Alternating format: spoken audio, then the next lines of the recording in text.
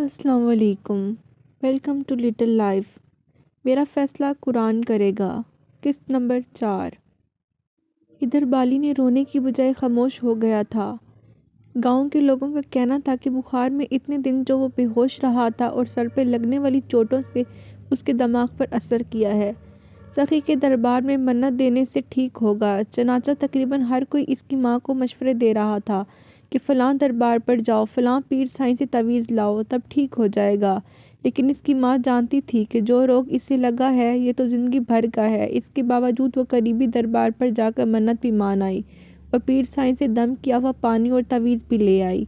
माँ थी, अपने जिगर के टुकड़े को उदास देखकर इसका सीना छलनी हो जाता और फिर इसकी आंखों से गिरने वाले आंसुओं का कुछ पता ना चलता कि वो पीनों के कत्ल के हैं या बाली के उजड़ने के। पीनों की माँ की वही हालत थी, बाल बिखरे हुए, सर पर खाक डली हुई, कपड़ों का कोई होश नहीं था। बस अपने घर से जाती और मस्जिद के दरवाजे पर ज़ोर ज़ोर से मारती और कहती, कुरान मेरी धी का फ़ैसला करो, अल्लाह साईं मेरी धी का फ़ैसला करो। मुसलसल ऐसा करती, रोती, चीखती, अल्लाह पाक को पुकारती। इसकी आहें यूं लगता सीधी अल्लाह तक पहुंच रही हैं, क्योंकि जो भी इसको रोते हुए देखता इसका दिल बाहर आता महसूस होता। हर आंख अश्कबार थी। पीनों का छोटा भाई और भतीजा पीनों की माँ को पकड़कर घर लेकर आते, मगर थोड़ी ही देर में पीनों की माँ दोबारा मस्जिद में पहुंच जाती, लिहाजा इसे कमरे में बंद कर दिया जाता। वो पीनों की बातें करती रहती, इसके लिए अपनी ज़बान में नोहे गाती। हाय मेरी निमाणी धी, तैकू कित्थों लभां, तेरे जिस्म दे टुकड़े मैं कित्थों लभां, कुरान ना कीता फैसला डस कितनू आखां, काली दे कब्रिस्तान ही भावें पूर सटे नहा। इसी तरह कुरान पाक से बातें करती, ए पाक कुरान, मेरी बेटी की आह को तूने नहीं सुना, तुम्हारी कस्में खाती रही, तब भी जालिमों ने इसे ना छोड़ा। जो तुम्हारी कस्में खाती थी इसे नहर में बहा दिया गया। अल्लाह साईं, क्यों औरत पैदा की तूने, जब इन जालिमों के हाथों मौत देनी थी तूने, क्यों औरत से इन जालिमों को पैदा किया। मेरी बेटी ने कुरान को सर पर रख कर कसम खाई थी, फिर भी इसके सर और धड़ को अलग कर दिया गया। अगर तूने फैसला ना किया तो मैं किसके दरवाजे पर जाऊंगी, तुम्हारी मस्जिद के दरवाजे पर ही अपनी जान दे दूंगी। वो नोहे मरसिए गा गा कर बयान करती और हर आंख अश्कबार हो जाती। कभी वो नहर किनारे बैठकर नहर से बातें करती और कहती, जो अपनी ज़िंदगी में तुम्हारे पानी में खुश होती थी, इसके जिस्म के टुकड़े तुमने अपने अंदर कैसे बर्दाश्त किए। अगर जो मेरी बेटी के इन टुकड़ों से आवाज़ आती तो इसकी आवाज़ को तुमने अल्लाह साईं तक क्यों ना पहुँचाया। अगर तुम्हारा पानी सूख जाए तो मेरे आंसू ले लेना, लेकिन मेरी बेटी को आराम आराम से बहा कर ले जाना। नीम पागल सी माँ अपनी इन हाथों को देखती, अपनी बाहों को देखती, अपनी बेटी को अपने सीने से लगाने के लिए बेचैन होती और फिर इस बात को सोचकर मेरी बेटी को कितना दर्द हुआ होगा इस दर्द को महसूस करती और चीखें मारती, हाय मेरी बेटी को कितना दर्द हुआ होगा, ऐसा तो फ़िरौन ने भी ना किया होगा, ऐसा तो करबला में भी ना हुआ होगा, यजीद के भी हाथ कुछ ना कुछ कांपे होंगे, लेकिन इन खंजीरों को तो कुछ भी नहीं हुआ। फिर अपने शोर का गिरबान पकड़ती कि तुमने बचाया होता इसे, मेरे टुकड़े कर देते वो लोग, मेरी धी को छोड़ देते। वो रोते रोते हलकान हो जाती। तब अमीरा की माँ आकर इसे चुप कराने की कोशिश करती, अपनी बेटी का याद दिलाती कि इसे तो इसके अपने सगे बाप और भाई ने मारा था, वो भी तो बेकसूर थी, इसकी क्या उम्र थी, इसी दिन तो इसने अपनी गुड़िया की शादी की थी, मुझे देखो कैसे जी रही हूँ। फिर भरजाई हम औरतें इन मर्दों की गुलाम पैदा हुई हैं, सदियों से यही देख रही हैं, फिर भी आती क्यों नहीं होती। ना किसी ने हमारी आवाज़ सुननी है, ना इनके पत्थर दिल हिलेंगे, फिर रो रो कर खुद को हलकान क्यों करती हो। एक ना एक दिन तो सबको इस दुनिया से जाना है, अभी तो अल्लाह साईं नज़र नहीं आता। इधर जाकर बात करेंगे, रोएंगे, फरियाद करेंगे और इन मर्दों को जो औरतों पर जुल्म करने वाले हैं अपने हाथों से दोज़ख के दरवाजे से धक्का देंगे। अमीरा की माँ ने पीनों की माँ को बहलाते हुए कहा, मैं नहीं मानूंगी, वहाँ भी यही आदमी होंगे और इनकी हुक्मरानी। अगर अल्लाह है तो फिर मेरी धी का फैसला वो इस जहाँ में मेरी ज़िंदगी में करे, वरना मैं समझूंगी अल्लाह सिर्फ मर्दों के साथ है, हम औरतों को सिर्फ कुर्बान होने के लिए पैदा किया है। मैं अपनी आखिरी सांस तक इसे पुकारूंगी जब तक मेरी धी के कत्ल का खुद अल्लाह फैसला नहीं करता। इधर रमजू और इसके साथी जेल से छूटकर आ गए थे। सरदार के डेरे पर बहुत से दूसरे सरदार मौजूद थे। जेल से आए सब जवान को पग पहनाई गई, जो कि इनके गैरतमंद और बहादुर होने की अलामत समझी जाती है। रमजू की पग अलबत्ता शिमले में बदल गई थी और पग की ऊंचाई अब साईं की पग की ऊंचाई से थोड़ी ही कम थी।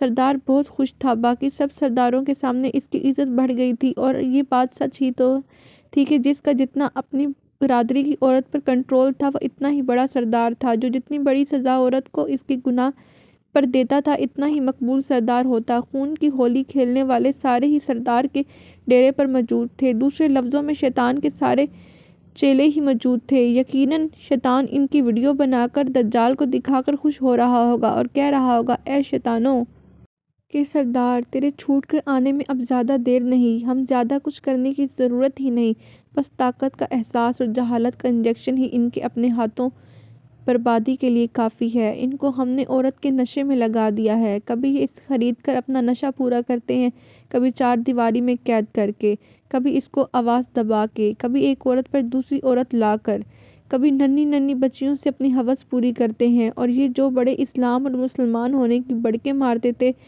انہیں تو اسی اسلام میں ہی الجھا دیا ہے۔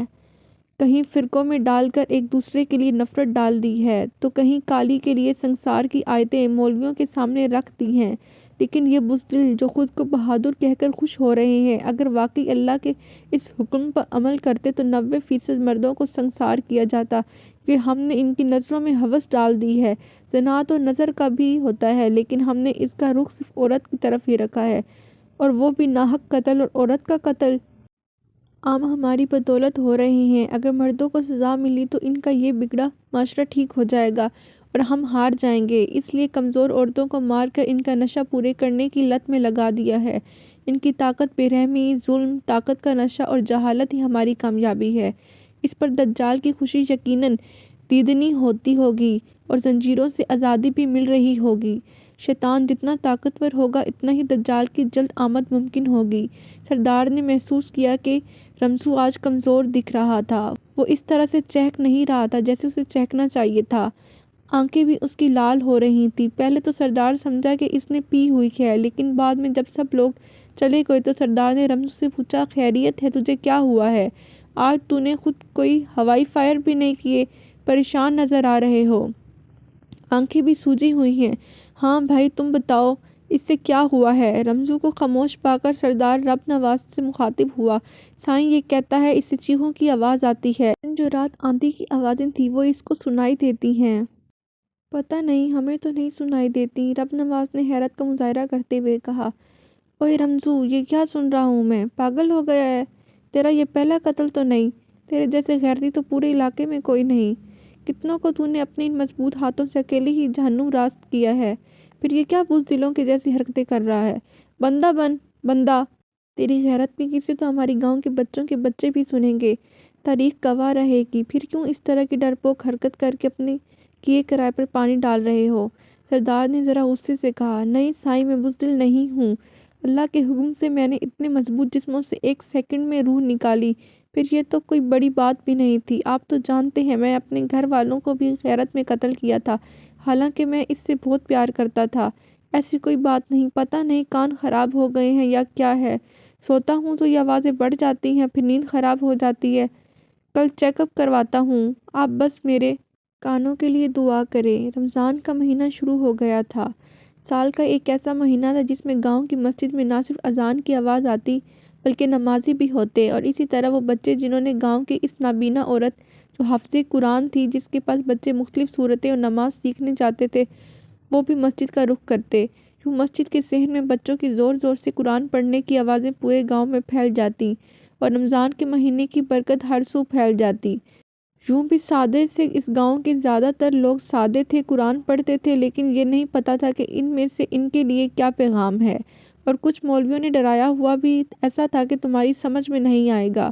ان کو تو بس یہ پتہ تھا قرآن پڑھنے سے ثواب ملتا ہے، فوتگی میں کل خوانی میں جتنے زیادہ قرآن پڑھے جائیں اتنی ہی فوت ہونے والے بندے کے گناہ جھڑ جائیں گے اور اسے جنت میں اعلیٰ مقام ملے گا۔ رمضان کے مہینے میں ہر کوئی زیادہ سے زیادہ قرآن ختم کرتا۔ گاؤں کے بہت سے لوگوں کو نہ قرآن پڑھنا آتا تھا اور نہ نماز، لیکن اس کے باوجود قرآن پاک کی ہر سطر پر بسم اللہ الرحمن الرحیم پڑھتے اور انگلی سے انگلی سطر پر آتے اور یوں پورا قرآن ختم کرتے۔ اس طرح نماز میں بھی وہ مسلسل بسم اللہ الرحمن الرحیم ہی پڑھتے۔ سب کے چہرے خدا کی محبت میں سرشار ہوتے۔ تب معلوم ہوتا کہ وہ اللہ کے علم کو اتنا نہ جاننے کے باوجود اس سے اتنی محبت کرتے ہیں، اور اگر یہ سادہ لوگ اللہ کے علم کو جان لیں تو کبھی کوئی گناہ ان سے سرزد نہ ہو۔ شیطان یہ اچھی طرح سے جانتا تھا، اس لیے اس نے نہ صرف ان کے ایسے سرداروں کا محکوم بنا رکھا تھا جنہوں نے اللہ کا پیغام قرآن کو ان سے دور رکھا، بلکہ مولویوں کے حلوے اور سردار کی سرداری نے ان معصوم لوگوں کو اللہ کا حکم یا تو نامکمل بتایا یا پھر من گھڑت اور اللہ کی آیتوں کو اپنے مفاد کے لیے استعمال کیا۔ اور گاؤں کے سادہ لوگ یہ بھی نہ سوچتے کہ اللہ تو سب کا ہے، وہ تمام انسانوں سے برابر انصاف کرتا ہے، کیسے ہو سکتا ہے اتنی بڑی کائنات بنانے والا عورت کے ساتھ ناانصافی کرے گا؟ وہ ایسے مردوں کو اس کا مالک کیسے بنائے گا جو ان سے بھیڑ بکری سے بھی کم درجہ دیتے ہوں اور کہتے ہوں اللہ نے ہمیں تمہارا مالک بنایا ہے؟ کاش ان کی سمجھ میں آ جاتا کہ مالک تو بس ایک ہی ہے، جو خیال بھی رکھتا ہے، پیدا بھی وہی کرتا ہے اور پالتا بھی وہی ہے، انصاف بھی وہی کرتا ہے، پیار بھی وہی کرتا ہے، بس کسی کو ڈھیل دیتا ہے تاکہ اس کی پکڑ کر سکے، آخر میں تو کسی کا صبر آزماتا ہے۔ اس دفعہ جو مولوی مسجد میں آیا تھا وہ دور کسی گاؤں کا تھا۔ مسجد میں مولوی صاحب اچھے سے استقبال کیا گیا۔ بچے اپنے گھر سے ساگ، مکئی کی روٹی اور لسی لے کر آئے تھے۔ بڑوں سے زیادہ بچے خوش تھے۔ مسجد کے کچے سین میں جھاڑو لگایا گیا تھا اور سین میں گاؤں کی عورتوں کے ہاتھ سے کھجور کے پتے سے بنائی گئی صفیں بچھی ہوئی تھیں۔ اس میں پینوں کے ہاتھ سے بنائی گئی صف بھی موجود تھی۔ مسجد میں موجود قرآن پاک کو نئے ہاتھ سے کڑھائی کیے گئے لال رنگ کے غلاف بھی پہنائے گئے۔ ہر طرف خوشبو ہی خوشبو تھی۔ مسجد کی رونق نے پینوں کے غم میں دکھی دلوں کو تھوڑی سی راحت دے دی تھی۔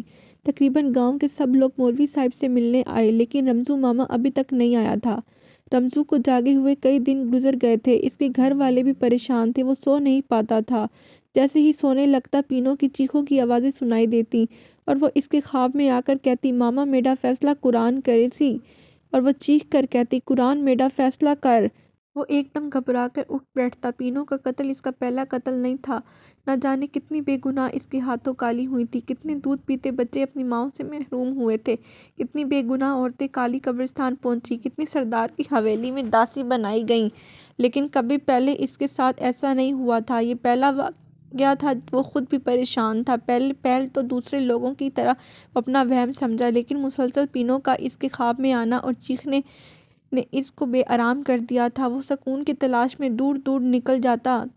شاید اس گاؤں سے دور جانے پر اسے پینوں کی چیخیں سنائی نہ دیں گی۔ اس کچھ ہوش نہیں تھا، نہ اپنے کپڑوں کا اور نہ ہی اس پاک کا جس کی خاطر اس نے اتنی زندگیاں داؤ پر لگا دیں۔ اس مشکل گھڑی میں نہ تو سردار اس کے کچھ کام آ رہا تھا اور نہ ہی اس کا دوست ابلیس، جو اسے عزت کے لیکچر دینے آتا تھا، اسے اس بات کی گھمنڈ میں ڈال دیا تھا کہ تم بہت طاقتور ہو۔ نہ ان مولویوں کے ان پیروں کے تویز اس کے کام آ رہے تھے، جو اس کے قتل کے کارناموں پر اسے مبارکباد دیتے اور کہتے بے شک تم نے اللہ کا حکم مان کر بد کردار عورت کو اس کی سزا دی ہے اور اب جہنم کی آگ تمہیں نہیں چھو سکتی۔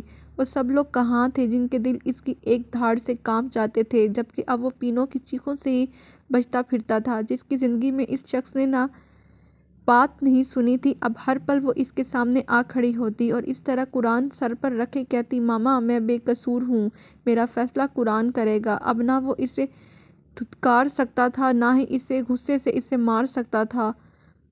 وہ تو خود کبھی کسی کھڈے میں اوندھے منہ گرا ہوتا تو کبھی کسی پتھر سے ٹکرا کر خون بہہ رہا ہوتا۔ مکافات عمل شروع ہو چکا تھا، اللہ کا فیصلہ آ چکا تھا۔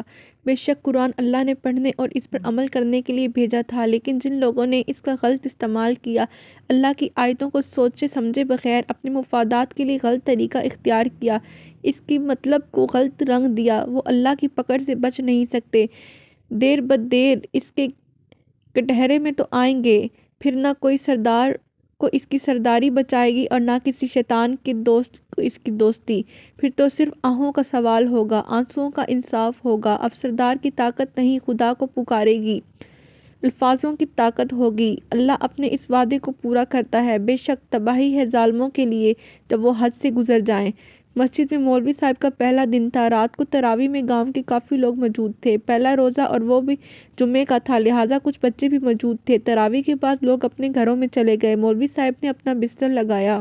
کیونکہ صبح سے بہت سے لوگوں سے ملنا ملانا رہا، اس لیے تھکاوٹ بہت ہو چکی تھی۔ مولوی صاحب نے سوچا صبح سحری کے لیے بھی اٹھنا ہوگا، اس لیے اس نے لالٹین کی لو کم کی، لیکن اچانک اندھیرے میں اسے کوئی شے نظر آئی، جیسے کوئی لڑکی کھڑی ہو، بغیر کپڑوں کے، اور اس کے منہ پہ چونٹیاں تھیں۔ پہلے وہ ڈر گیا لیکن اچانک وہ لڑکی غائب ہو گئی۔ مولوی صاحب نے اپنا وہم سمجھا اور تھکاوٹ کی وجہ جانا، لیکن جیسے ہی مولوی صاحب آنکھیں بند کرتے وہ لڑکی پھر آنکھوں کے سامنے نظر آتی۔ مولوی صاحب نے بہت سی صورتیں پڑھیں، اگر کوئی آسیب ہے تو ختم ہو جائے، لیکن ایسا نہ ہو سکا۔ مولوی صاحب کی اگر ایک آدھ گھنٹہ آنکھ لگی بھی تو اسی طرح سے ایک لڑکی بغیر کپڑوں کے منہ پہ چوڑیاں ڈالے کھڑی نظر آئی تو تب وہ پسینہ پسینہ ہو کر اٹھ بیٹھا۔ تھوڑی دیر میں گاؤں کا ایک شخص اس کے لیے سحری کا کھانا لے کر آیا، لیکن مولوی صاحب کی حالت دیکھ کر حیران ہو گیا۔ کیا ہوا مولوی صاحب، کیوں پسینہ پسینہ ہو رہے ہیں؟ مولوی صاحب نے سارا واقعہ اسے سنایا اور کہا، اب میں اور اس مسجد میں نہیں رہ سکتا۔ تھوڑی دیر میں چند اور نمازی بھی آن پہنچے اور مولوی صاحب کو سمجھانے لگ گئے، آپ ایسا مت کریں، صرف یہی ایک مہینہ تو ہے جس میں مسجد آباد ہوتی ہے، اگر کوئی جنات یا عصیب ہوگا تو پڑھائی سے ختم ہو جائے گا، اگر آپ بھی چلے گئے تو اتنے بابرکت مہینے میں یہ مسجد ویران ہو جائے گی۔ لوگوں کے بے حد اصرار پر مولوی صاحب رکنے کے لیے تیار ہو گئے۔